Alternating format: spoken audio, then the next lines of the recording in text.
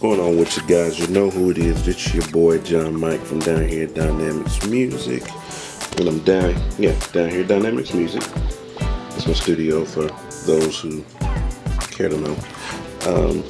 I am going to do a quick little unboxing here of the M-Audio Keystation 88. This is the second generation of it, or third, or something like that.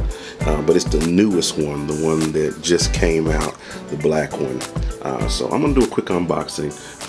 Let's check out and see what's going on with this. All right, I figured I'd skip the whole me cutting the box open thing because most of you guys know how to open up a box. I hope so. So here's the box, M-Audio Keystation 88, easy to use piano style USB controller, and you know, it's got the standard packing here. This is what comes in it.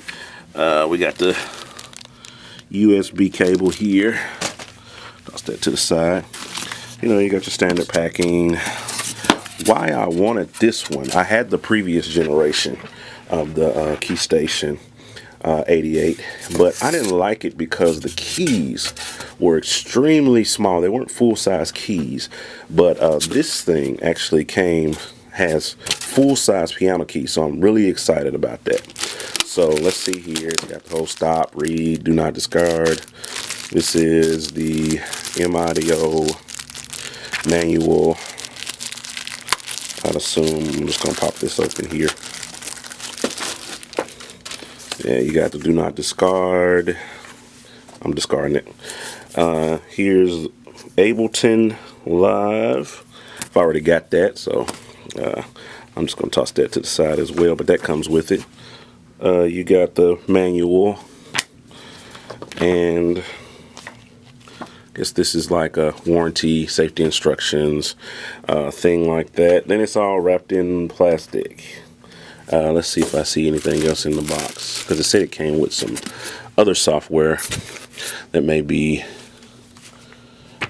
because it says here that it comes with 88 software ensemble by Sonovox, so I don't see that right off. Maybe it's somewhere up under all this packing, but I'm gonna pull this thing out the box and get it out the plastic, and then we'll continue there. Okay, so this little stop thing, do not discard, is actually something you don't need to discard because it has the software download instructions on it. I guess this is where you download the Sonovox software, so you want to hold on to this.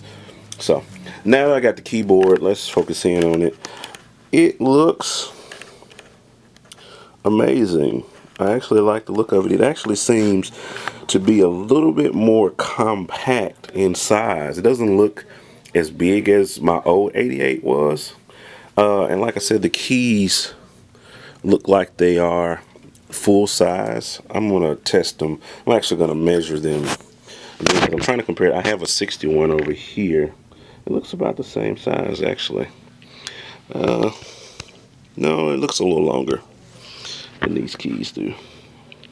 I'm going to test it out in just a second and see, and probably measure it or what have you. So I'm going to get it all plugged up, and then I'm going to plug it up into Mainstage, which is my software of choice, and then we're going to test it out and see how it feels in playing.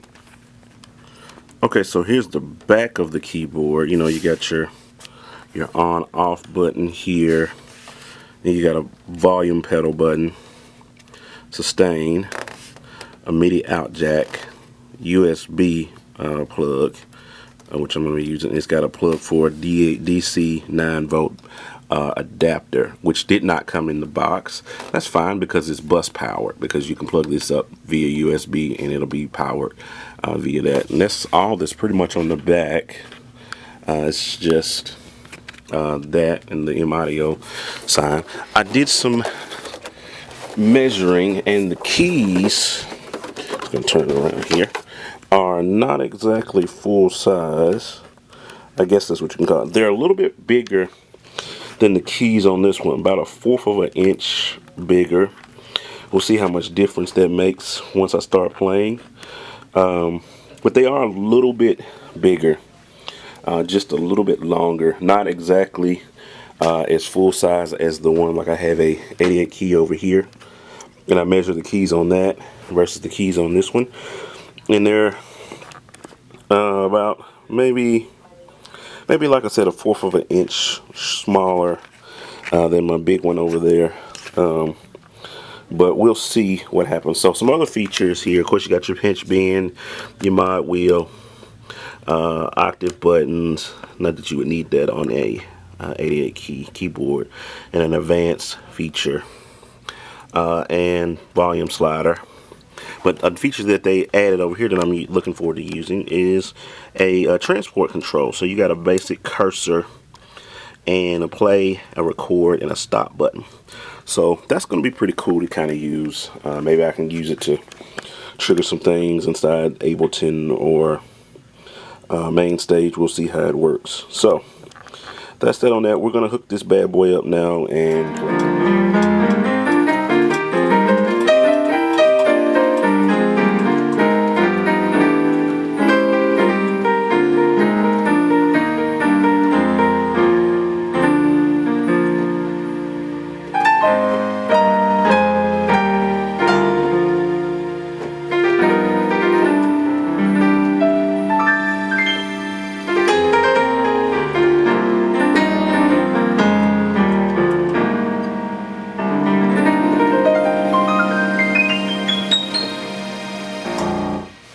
Alright, so the feel on it is definitely better. Definitely, it's got a little bit better action than the previous generation. Though it does still feel, for those of you who have had the Keystation, the previous generation, it does still feel a little stiff. Just a little stiff. I don't know if that's something that maybe it has to be broke in. I don't know. But it still feels a little stiff, but it's better than, the feel is definitely better than the previous generation. Just a little stiff. Just a little stiff. Not as loose as I like it. But I think a lot of that has the fact to do with these are like really semi-weighted keys. It's kind of like you're getting synth action more than actual weighted keys, as opposed to my controller that I have over here, which has the weighted keys, so it has more of a like a lighter and a more weighted feel, whereas these keys aren't really weighted. You know, you hit them and they just bounce right back at you, as opposed to a keyboard that has weighted action, real piano action. When you hit it, it doesn't just bounce right back at you. It kind of floats back up because of the weights that are in it. They just kind of jump back at you. But the action is better. I still enjoy it. I still like it. I like the compactness of it. It seems a bit smaller for some reason. I don't know if it's the color, but it seems a bit smaller than the previous generation, in my opinion. These cursor buttons are doing real good. I like these. Now that I'm in Mainstage, I can actually switch. I've been using my controller, my machine controller, to switch patches inside of church, but now I have a dedicated button on here that I can actually switch patches.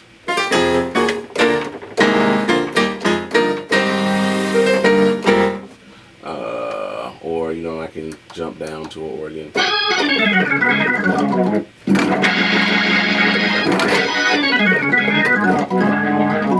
And so on and so forth, and then jump right back to my,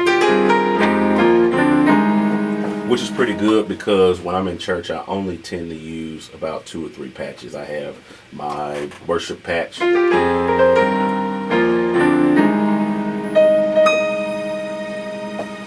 and then I have my, you know, patch that I tend to use for praise songs.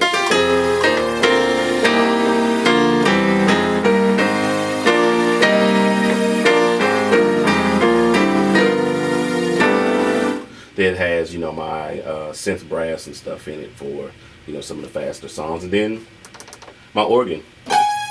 Oh, that's not my organ. Hold on.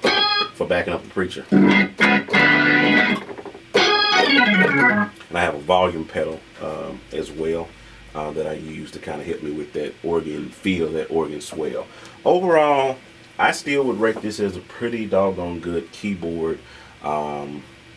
Very portable, very affordable. I actually think right now they're going for $199.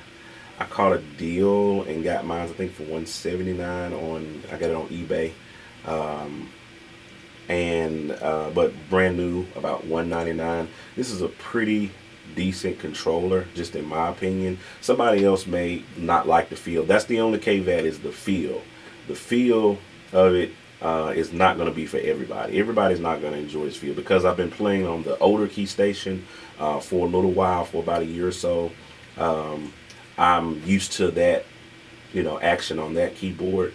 But this one is a little bit better for those who didn't like the action on the previous generation. This generation is a whole lot better. The feel is a whole lot smoother than the previous. But it still feels just a little bit stiff, in my opinion. But it's a great way to get in. I mean, like I've been preaching for a long time to a lot of people, that this is the way to go. It's cheaper than getting a motif. In my opinion, you'll spend a couple $1,000s, maybe $3,000, for an 88 key, 3,000 plus for an 88 key motif. But then you can buy a controller like this, 88 keys, doesn't have any sounds in it. Then you can buy it for $200, and then you can buy Mainstage 3 for $29. It's got plethora of sounds that come with it, and then you could buy sample libraries. They have Complete that you can get for a few $100. You got just several different options out there for jumping into the soft synth game, as we say. But you also can get one of my favorites is that you hear here, mostly here, well, not here, but on this patch. If you're a gospel musician, they have the MK Sensation by Jamal Hartwell and the Gospel Musician Company. They sampled the Roland MKS module, which is a very popular keyboard module that's used in gospel music. And so it was about $129. I paid for that. And then I bought a few other little sample libraries. The Alicia Keys piano. There's a guy named Junior Lee. He's selling motif samples. You can get with him. I'll put his information in the description. But all in all, I've got some of the same sounds that come off of the motif, and I didn't have to pay the motif price. I think I've spent total just about a few $100, maybe less than $500. For less than $500, you can have a nice software synth virtual instrument setup. But I think that's all I want to add to it. I may come back later and do a review on this 88 software, the Sonovox 88. I'm not sure how that's going to sound, but I'm going to download it here in a little bit and check it out. But I just wanted to give a review on how the keyboard is and the feel, because there's nothing out there. Nobody who has this keyboard is showing what it was like. So when I was looking to buy it, I was looking for videos for somebody to kind of show what it was like, but nobody had it out there. So I figured I'd do an unboxing and kind of put it out there. But that's it for this video, boys and girls. Holla at your boy. Rate, comment, subscribe, share this video, tweet this video, do all those things like that. And we'll holla at you next time. Peace.